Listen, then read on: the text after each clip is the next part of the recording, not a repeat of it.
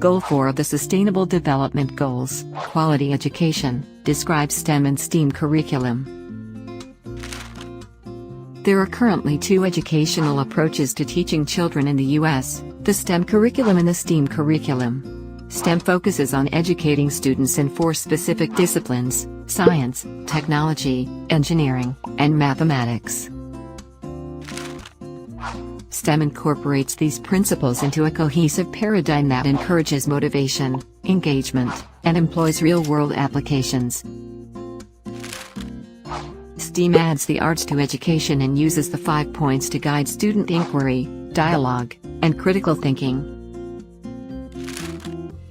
STEM supporters believe that curriculum naturally involves the arts. Examples include product design and the communication skills needed for language arts. STEAM supporters say incorporating the arts into the other disciplines devalues arts' importance. These two forms of teaching are not too different from each other. Exploring opportunities where art naturally fits into the STEM narrative can help create a healthy balance. Treating art as an applied subject, such as math and science, will give students a new discipline to learn that can also be applied to real-world situations. Design classes can help students learn how to create logos and organize information into presentations. Performing arts, like drama and speech, can help translate into technical writing and persuasive writing skills, which are abilities used in technology-driven and marketing career fields. Creative planning calls for students to use the right side of their brain to think outside of the box, which can come in handy when needing to create content and innovative thinking. Science, technology, engineering, the arts, and mathematics are all important factors that make up the curriculum. Being able to learn about all of them will lead to well-rounded and versatile professionals.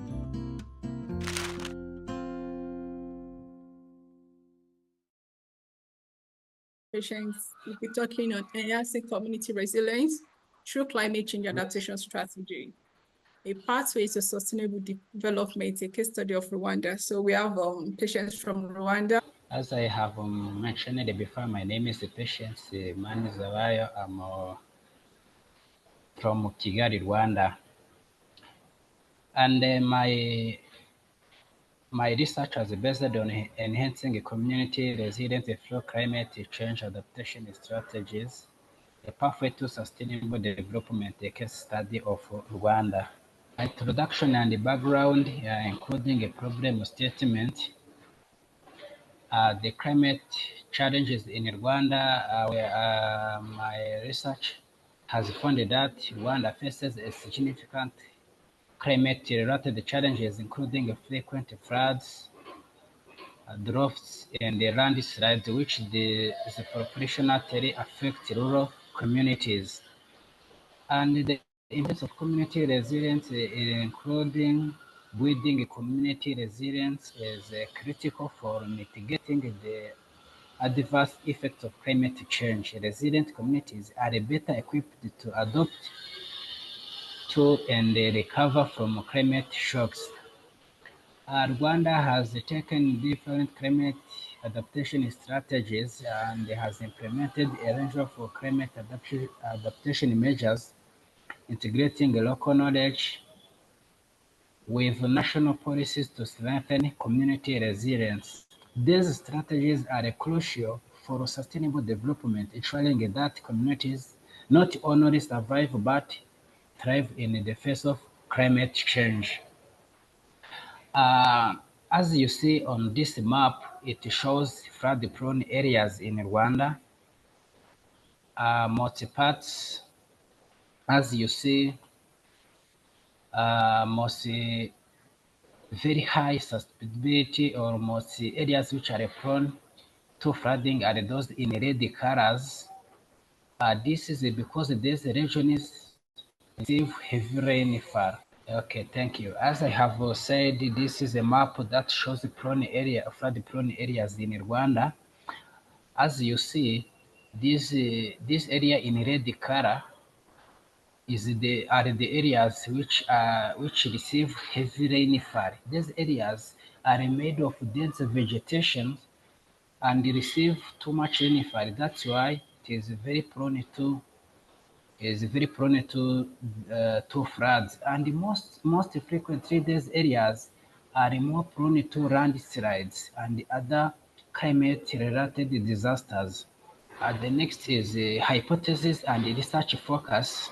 A hypothesis of our research is that integration of community-based adaptation strategies with national climate policies significantly strengthen local resilience, particularly in rural areas vulnerable to climate change.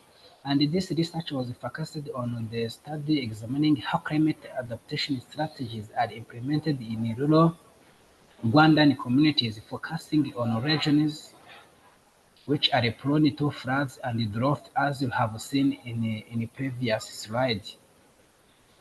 And also this research has explores the role of community-driven initiatives such as early warning system and climate resilience agriculture in reducing vulnerability and enhancing resilience. Those are research questions where I have set the research question which helped me to gather the useful and insightful information where I asked how do community-based adaptation strategies contribute to reducing vulnerability in climate-prone areas. And the next question was that what is the impact of these strategies on the livelihoods and the resilience of rural communities in Rwanda? The methodology applied was a field-based research and controlled research design where I used it to go to the field and observe what is really happening in rural areas. Then my research has got some key findings.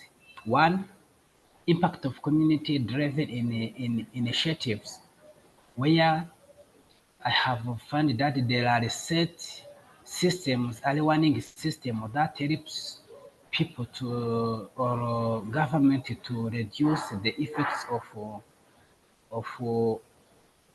disasters. For example, significant reduction in loss of life and property during floods due to timely dissemination of alerts. Also, climate resilient agriculture, including the adoption of drought-resistant crops and sustainable warning practice, has led to the increased agriculture productivity and food security in vulnerable regions. Also, the improved livelihood where the community engagement has also brought significant impact where it has enhanced the economic stability in rural areas as communities adapt to climate change, reducing dependence on external aid. Also, the diversification of the income sources through climate-smart agriculture and community-based projects. The third key finding is that synergy between local knowledge and the government support, where effective collaboration between local communities and the government agencies has amplified the impact of adaptation strategies, and also the communities empowered to take ownership of the climate adaptation processes, fostering long-term sustainability.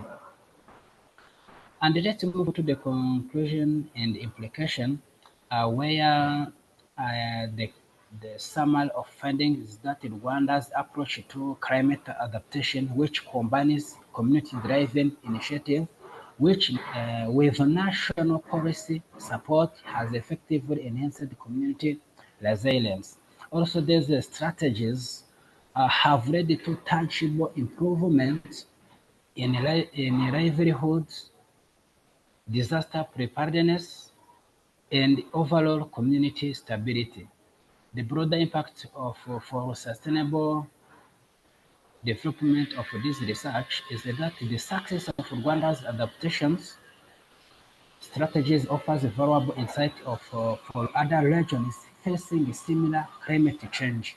Also, strengthening community resilience is crucial not only for immediate climate adaptation, but also for achieving broader sustainable development goals such as poverty reduction and food security. And also the policy and the research implication is that policymakers should consider adopting similar integrated approaches in other vulnerable regions, ensuring local communities and active participants in the adaptation process. Future research could explore the long-term impact for these strategies and how they can be scaled to larger populations. The next is the call to action, where we encourage stakeholders, including government and non-governmental organizations and local communities, to collaborate in designing and implementing climate adaptation strategies. Also highlight the importance of continued investment Thank you in so much, resilience. Patience. Thank you so much for that wonderful presentation. Though your slide was paused at slide 3. We quickly see all your slide in the present. Okay, thank you. Maybe you should just move to the call to action. You spend more than 10 allocated minutes, and we'll spend 20 minutes more than the scheduled time for this conference already. So we'll move to the next speaker. Thank you so much for the section on climate adaptation. Is a very good development, and for all our attendees, the slide will be made available to us after this event. So thank you so much, Patience, for that wonderful presentation. We'll move to the